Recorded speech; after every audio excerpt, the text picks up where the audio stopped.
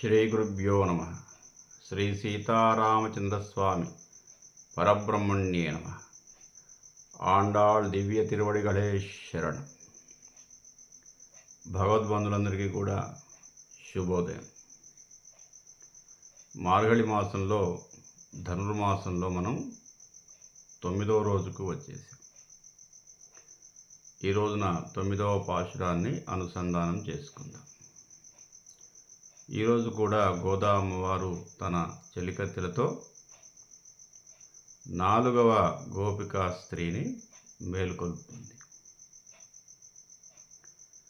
వీరందరూ కూడా వాస్తవానికి నిద్రపోవట్లేదు, ఒక తాదాత్మ్యమైనటువంటి స్థితిలో ఉన్నారు. స్వామిని తలుచుకుంటూ, నిజంగా నిద్ర అయితే లేచేవారు, వెంటనే పిలిచినా కూడా లేవకుండా ఒక తాదాత్మ్య స్థితిలో భగవంతునిలో ఐక్యము కావటానికి కావలసినటువంటి మానసిక పరిపక్వతలు సంతరించుకుంటూ ఉన్నారు. భగవన్నామస్మరణ తప్ప, భగవంతుడి యొక్క ఐక్యము కావాలనే కోరిక తప్ప మరొక ధ్యాస లేనటువంటి స్త్రీలందరూ కూడా.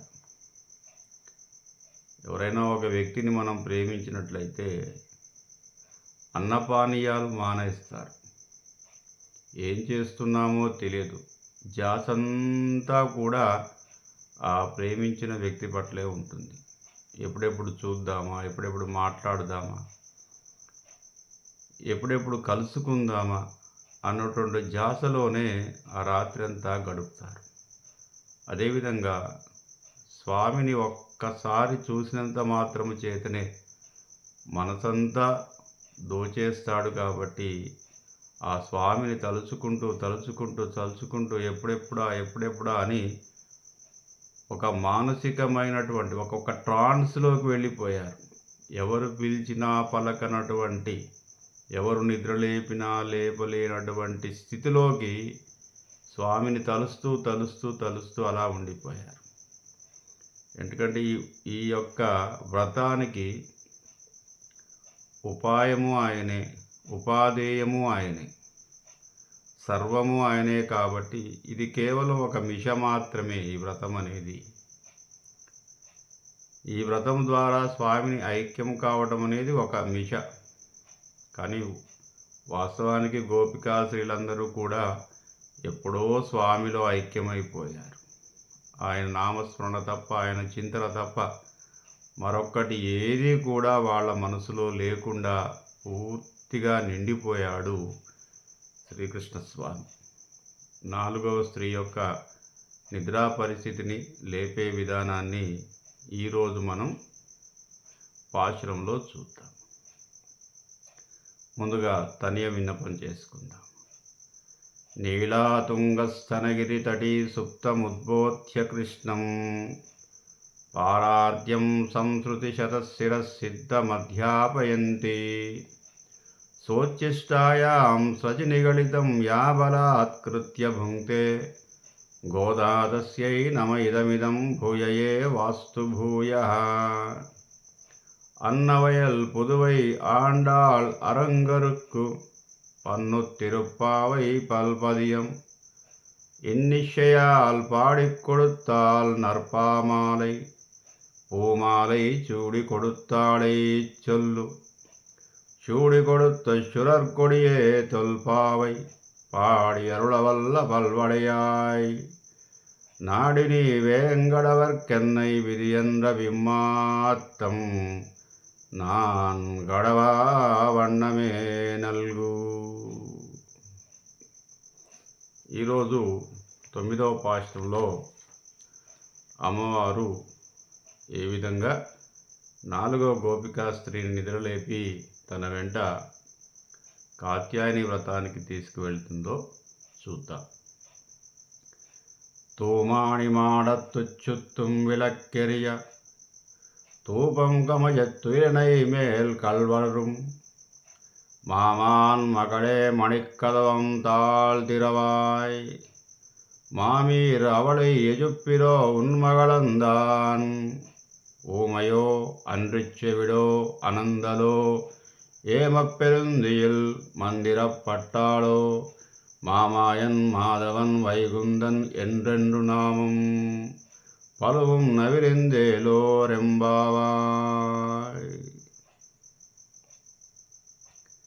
తూమాణి మాడత్తు అంటే అమ్మవారు తన పాశురాలలో ఆనాటి సామాజిక చిత్రణ, ఆనాడున్నటువంటి కట్టుబాట్లు, ఆచార వ్యవహారాలు, దైవ సంబంధమైనటువంటి చింతనలు, మతానికి సంబంధించినటువంటి విషయాలు, నమ్మకాలు ఇవన్నీ కూడా తన పాశురాలలో విన్నవించుకుంది గోదామ్మవారు. కేవలం భక్తి ప్రధానమైనటువంటిదే కాదు, ఆ గోదామాత ఉన్నటువంటి కాలంలో ఆ కాలం యొక్క సాంఘిక పరిస్థితులు, సామాజిక పరిస్థితులు, ఆచార వ్యవహారాలు, కట్టుబాట్లు, మత సంబంధమైనటువంటి పరిస్థితులు, దేవాలయాల పడికట్టు ఇవన్నీ కూడా అమ్మవారు పాశురాల్లో విన్నవించుకుంది. అందుకే ద్రావిడ ప్రబంధంలో ద్రావిడ వేదము అంటారు. నారాయణం అనేటువంటిది అదొక ఉద్గ్రంథము. దాంట్లో అమ్మవారి యొక్క పాశురాలని సంకలనం చేయడం జరిగింది. అంటే వేదంతో సమానమైనటువంటి గ్రంథము నాలాయిరం, ద్రావిడ వేదము అంటారు దాన్ని. దాంట్లో అమ్మవారు రచించినటువంటి తిరుప్పావై, అంతకుముందు రచించినటువంటి 143 పాశురాలు ఇవన్నీ కూడా నాలాయిరం అనేటువంటి గ్రంథంలో సంకలనం చేయబడ్డాయి.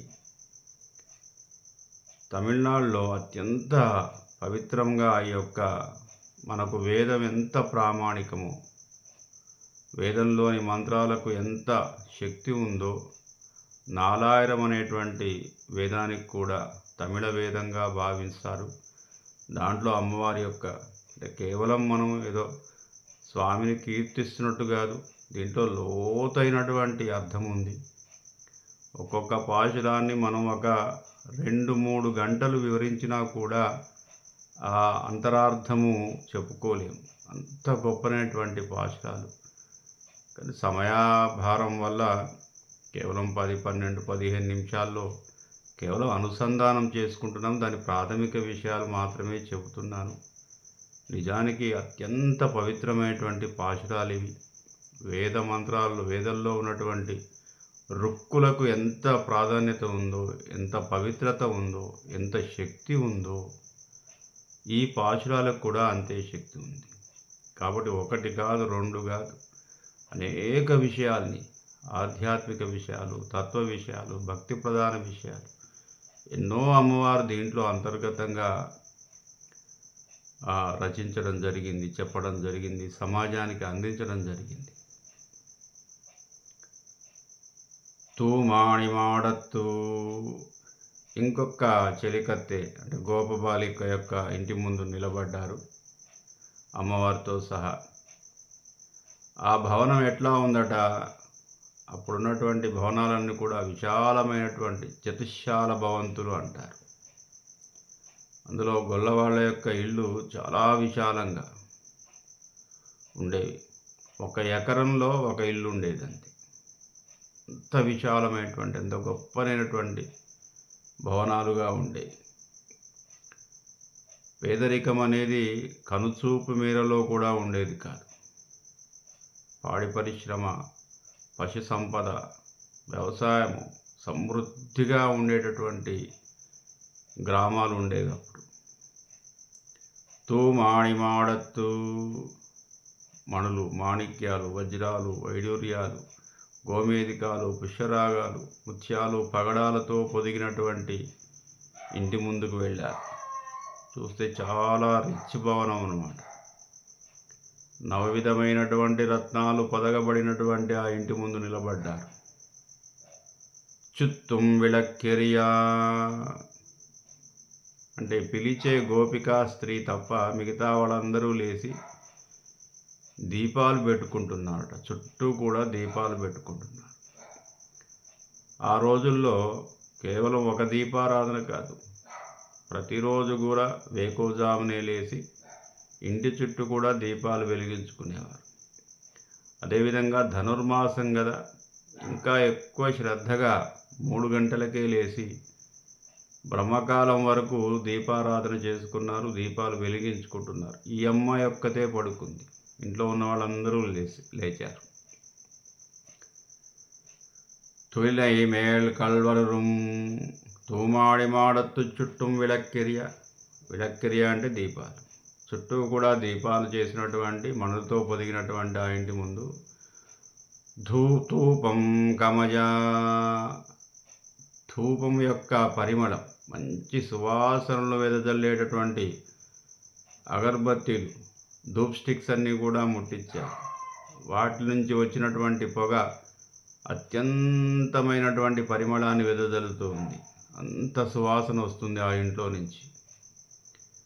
కమజ అంటే పరిమళం.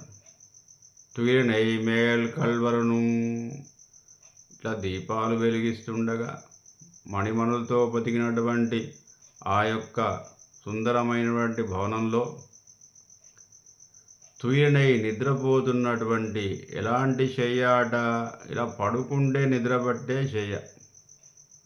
అందరిళ్లలో కూడా హంసతూలికా తల్పాలు, ఇట్లా పడుకున్నంత మాత్రం చేతనే నిద్రలోకి జారిపోయేటటువంటి శయ్య. అట్టి శయ్య మీద కనులు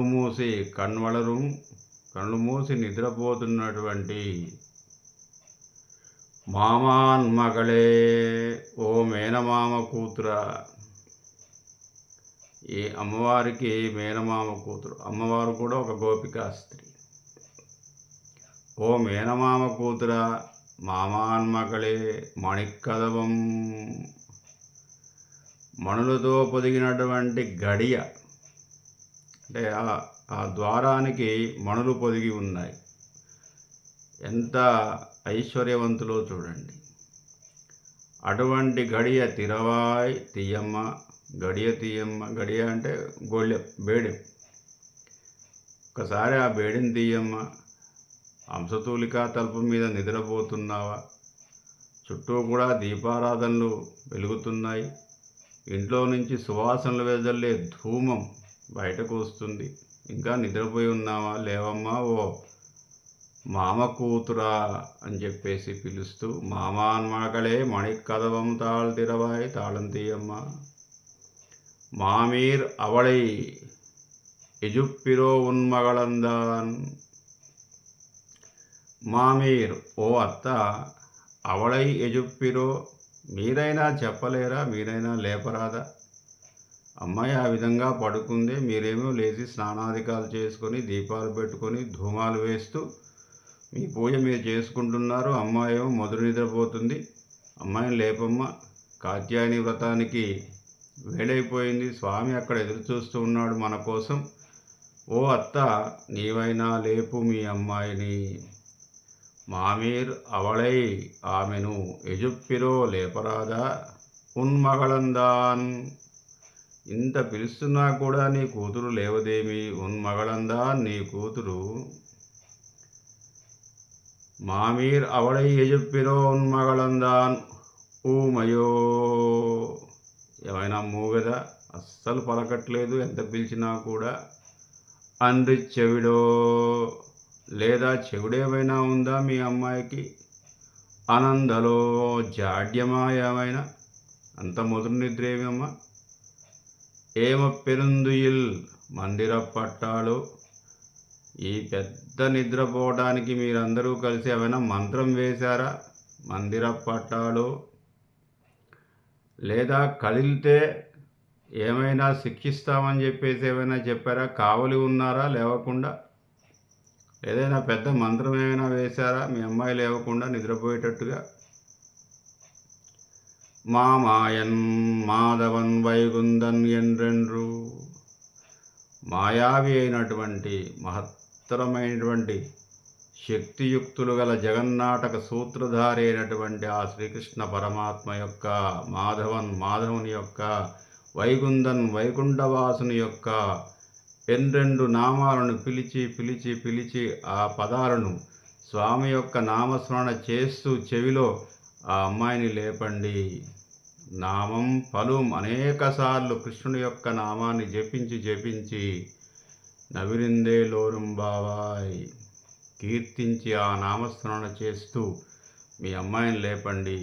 కాత్యాయని వ్రతానికి వేళయింది, త్వరగా వెళ్ళాలి, వేకోజాం అయిపోతూ ఉంది అని చెప్పేసి 4వ గోపికాశ్రీని కూడా మేల్కొల్పే ప్రయత్నం చేశారు. ఇది ప్రాథమికమైనటువంటి భావం మాత్రమే. దీంట్లో అనేకమైనటువంటి ఆధ్యాత్మిక చింతనలు గల స్వామి నామస్మరణ ఎందుకు ఆ విధంగా వైకుంఠవాసుడు అని ఈ రోజున పిలిచింది,